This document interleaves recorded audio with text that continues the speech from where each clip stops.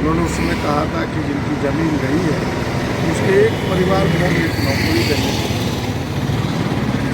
पहले तो उन्होंने अपनी अडानी कंपनी में नौकरी दिया ऐसी कंपनी में जो आउटसोर्सिंग, और कहा था कि 2 साल का जब आप एक्सपीरियंस होल्ड कर लीजिएगा, एक्सपीरियंस प्राप्त कर लीजिएगा, तब फिर अडानी कंपनी में आपका स्थायीकरण किया जाएगा।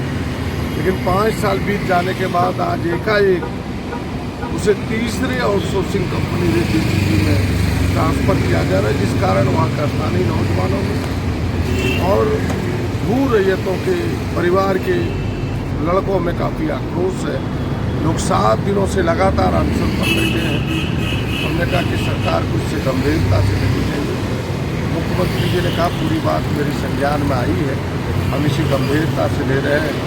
1-2 दिनों के अंदर इसका कोई न कोई रास्ता निकाल के इसका हल करने का प्रयास करेंगे, इसका समाधान करने का प्रयास करेंगे। बस इतनी ही बात है। 14 तारीख का आपने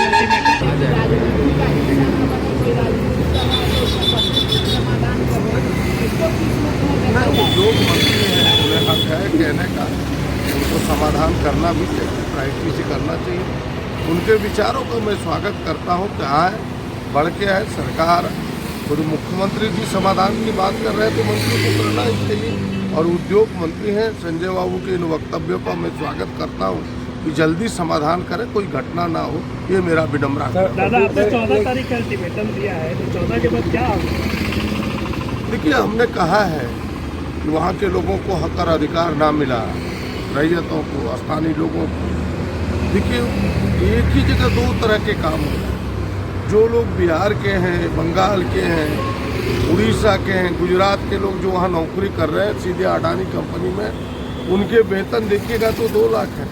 जिन स्थानीय लोगों को आउटसोर्सिंग कंपनी में रखा गया, उनके वेतन आप देखेंगे तो किसी का 15,000 से अधिक नहीं। हमसे 20 गुना वेतन, 15 गुना वेतन वो प्राप्त कर रहा है एक ही काम में। तो ये तो चलेगा नहीं, इसको आज न कल तो ठीक करना होगा। जो सरकारों ने कहा था कि नहीं हम स्कूल का निर्माण करेंगे, आज तक स्कूल का किया नहीं।